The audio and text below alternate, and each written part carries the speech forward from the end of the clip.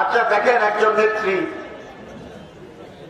তার দলের সব লোকদেরকে রেখা মাশাআল্লাহ চলে গেছে। আওয়ামী লীগের সবচেয়ে বড় শত্রুকে জামাত ইসলাম, সবচেয়ে বড় শত্রুকে বিএনপি, সবচেয়ে বড় শত্রু হচ্ছে আমাদের মাননীয় আপা। তিনি তার দলকে বসাই ফেলছে, ঠিক কিনা? তিনি তার কর্মীদেরকে আজকে নিরাপত্তাহীন করে দিয়েছে। ভারতের নিরাপদে বসে বলছেন, আবার টুক করে না টুস করে কি বলছেন জানে। আচ্ছা কি হচ্ছে? কর্মীদের উপর জুলুম হচ্ছে না, বাড়াবাড়ি হচ্ছে না? তো এটি আপনি কেন করছেন? মেহরবানি করে, আমি আপনাদের কর্মীদেরকে ভালোবাসি, আপনার কারণে আমার ভালোবাসার আওয়ামী লীগের কর্মীরা যেন কোনোভাবেই বিপদে না পড়ে। আপনি মেহরবানি করে সাবধান হন। আপনার সবচেয়ে বড় সমস্যা হচ্ছে আপনার দু চোখ। এটা আগেও হচ্ছে, ঠিক আছে না? ওনাকে হাইকোর্ট বলছে রং হেডেড, এখন দেখেছে একেবারে হেডলেস।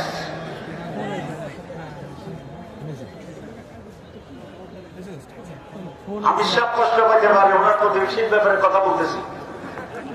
বাংলাদেশের রাজনীতিতে গুণগত পরিবর্তন আনতে হবে। মুদ্রার এই পিঠ আমাদের জন্য কোন কল্যাণ দেবে না। আমি সব দলের প্রতি অনুরোধ করতে চাই, ইনক্লুডিং আপা, আগের প্রচার রাজনীতি বাদ দেন, হিংসার রাজনীতি বাদ দেন, টুসটুসের রাজনীতি বাদ দেন। পজিটিভ পলিটিক্স, জামাত ইসলামী এই দেশে নতুন রাজনীতি করবে, অধিকারের রাজনীতি। প্রয়োজনীয় সংস্কার শেষ করে সংস্কার প্রচেষ্টা যেন দ্রুত হয়, এটাই সরকারের কাছে আবেদন। বর্তমান সরকারের কার্যক্রম নিয়ে আপনারা কতটুকু সন্তুষ্ট? এই সরকারের অনেক সফলতা আছে। সবচেয়ে বড় সফলতা হচ্ছে একটা বিশাল পরিবর্তনের পরে, গণযোগাযোগের পরে ওনারা দেশটাকে সুশৃঙ্খলভাবে পরিচালনা করছে, নর্মাল স্বাভাবিকতা ফিরে আসছে। এটা তাদের সফলতা। কোনো কোনো ক্ষেত্রে তারা ব্যর্থ হয়েছে, যেমন আইন শৃঙ্খলা সঠিকভাবে রাখার ক্ষেত্রে, দ্রব্যমূল্য ক্ষয়ক্ষতির বিচার রাখার ক্ষেত্রে এবং প্রশাসনকে সচল করার ক্ষেত্রে আরো যে উদ্যোগ ছিল, এখানে তাদের কিছুটা ব্যর্থ। এই যে বর্তমান যে অরাজকতা এবং এই যে একটা অরাজকতা, চরম আতঙ্কে আছে মানুষ, এটাকে জামায়াত ইসলাম কিভাবে দেখছে? আমরা মনে করি দ্রুত কালপিটদের বিচার হওয়া দরকার। যারা অপরাধী তাদের বিচার যদি দ্রুত হয়, এক ধরনের ভরসা পাবে।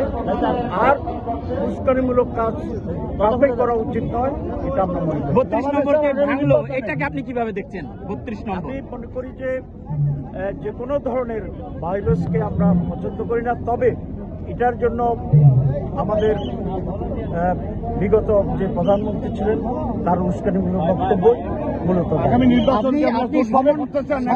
সমন্বিত নির্বাচনের কথা বলেছেন। না, এটা ইঙ্গিত সমন্বিত নির্বাচনের কথা বলেছেন। যদি একটু বিস্তারিত বলতেন। বিস্তারিত বলার সময় এখনো হয় নাই। এবং জোটবদ্ধ নির্বাচনের কথা বলেছেন, সেটা কাদের সাথে জোট হতে পারে? কাদের সাথে জোট হতে পারে জোটবদ্ধ নির্বাচন?